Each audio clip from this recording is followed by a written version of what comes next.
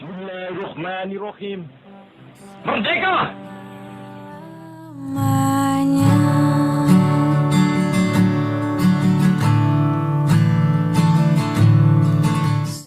Pada 1 Maret 1945, Jepang telah meresmikan terbentuknya BPUPKI yang dipimpin oleh Rajiman Wedioningrat dan memiliki anggota 62 orang. Dalam BPUPKI terjadi sidang 1 yaitu pada tanggal 29 Mei sampai 1 Juni 1945 di Volksraad. Dalam sidang tersebut membahas mengenai dasar negara Indonesia. Sidang tanggal 29 Mei 1945 diawali dengan perdebatan. Seluruh anggota sidang berada di ruangan Volksraad. Assalamualaikum warahmatullahi wabarakatuh.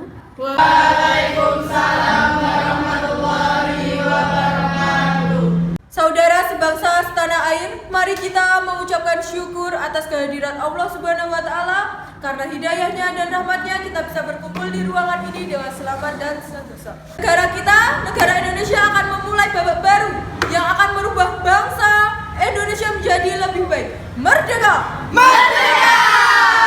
Maka pada kesempatan kali ini kita akan mengadakan rapat tentang dasar negara untuk memajukan negara kita. Saya selaku Ketua BPUPKI menyatakan penetapan dasar negara dibuka secara resmi.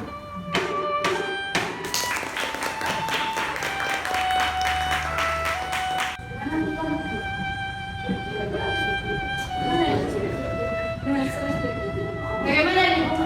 Tidak bisa begini, ini salah. Yang paling benar. Tidak, Islam harus jadi yang pertama. Tidak bisa begitu, Bung. Semua agama di Indonesia harus setara. Saya setuju. Memang seharusnya Indonesia memiliki ideologi yang mampu bersatu biar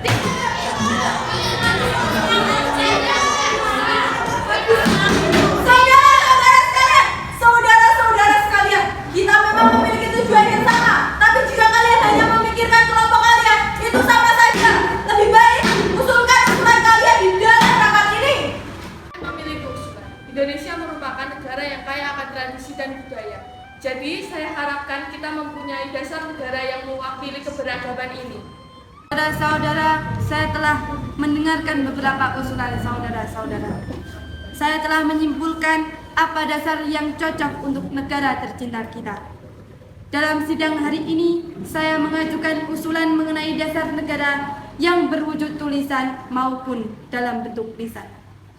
Berikut rumusan secara lisan. 1. Peri kebangsaan. 2. Peri kemanusiaan. 3. Peri ketuhanan. 4. Peri kerakyatan. 5. Peri kesejahteraan rakyat. Secara tertulis. 1. Ketuhanan yang Maha Esa. 2. Kebangsaan Persatuan Indonesia. 3. Rasa kemanusiaan yang adil dan beradab. 4. Kerakyatan yang dipimpin oleh hikmat kebijaksanaan dalam permusyawaratan perwakilan. 5. Keadilan sosial bagi seluruh rakyat Indonesia. Yamin, saya akui pendapat Anda sangat luar biasa. Tapi harus diingat, Indonesia memiliki mayoritas penduduknya beragama Islam. Jadi dasar negara kita harus berdasarkan Islam. Betul, Bu. Seharusnya Islam lebih diutamakan. Allahu Akbar! Allahu Akbar! Apa Tuhan tidak mendengarkan pernyataan dari Agus Salim? Kita membutuhkan dasar negara yang menyeluruh, bukan hanya dari kelompok Anda saja.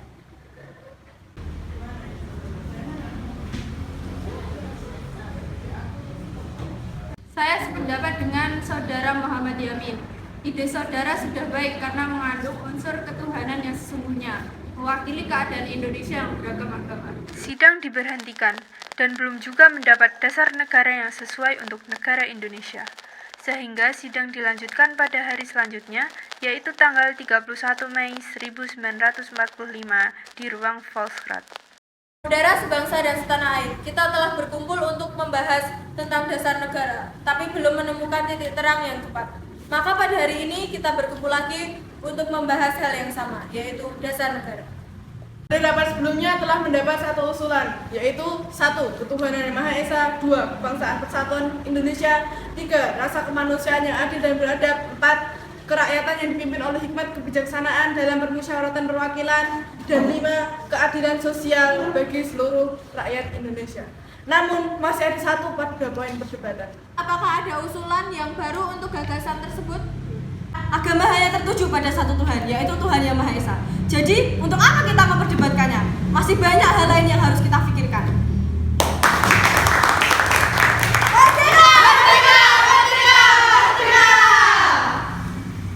Tapi Bung, saya meyakini Indonesia tidak bisa disamaratakan seperti itu.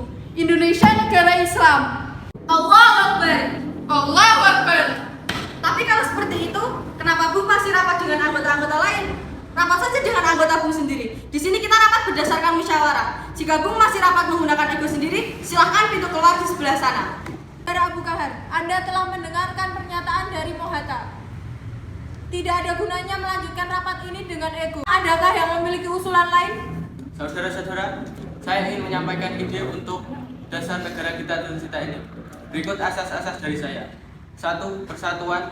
2. Kekeluargaan. 3. Keseimbangan lahir dan batin. 4. Musyawarah. 5. Keadilan rakyat.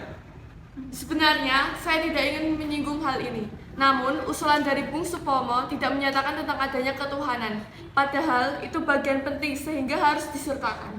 Keadaan ruang sidang sangat kacau. Insinyur Soekarno tidak tahan melihat kegaduhan di ruang sidang. Kemudian beliau mengambil alih ruangan dan menyampaikan pidato kecilnya. Saudara-saudara sekalian telah tenang, kita telah berkumpul di ruangan ini selama 3 hari untuk membahas dasar negara. Kita masih belum mampu menghasilkan dasar negara yang cocok untuk negara yang tercinta ini. Kita tidak bisa seperti ini. Untuk itu, izinkan saya untuk menyampaikan usulan saya tentang dasar negara yang akan saya bacakan berikut ini. Kita telah berjuang melawan penjajah.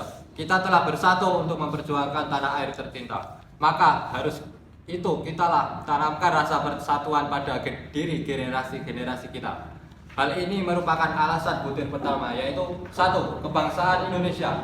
Kemudian bangsa ini merupakan bangsa yang baru lahir. Maka haruslah untuk menjalin hubungan baik dengan negara lain yang telah lebih dulu merdeka untuk menjalin hubungan di bidang sosial, ekonomi, dan politik. Hal ini merupakan dasar dari butir kedua, yaitu 2. Internasionalisme. Budaya dalam negara kita menumbuhkan suatu masalah secara bersama-sama demi mencapai jalan keluar. Hal ini menjadi alasan butir ketiga, yaitu 3. Mufakat. Kita tahu bahwa bangsa kita telah dijajah, maka seluruh lapisan masyarakat bangsa kita harus merasakan apa yang dikatakan dengan merdeka. Hal ini menjadi alasan butir keempat, yaitu 4. Kesejahteraan sosial. Yang terakhir, untuk merangkum itu semua, kita semua beragamakan, maka kita harus memiliki pedoman, yaitu Tuhan, namun bukan Tuhan dalam agama Islam saja, melainkan mencakup seluruh agama yang ada di Indonesia, yaitu 5. Ketuhanan Yang Maha Esa. Demikian usulan dasar negara dari saya. Semoga dapat mewakili pendapat dari saudara-saudara sekalian. Merdeka!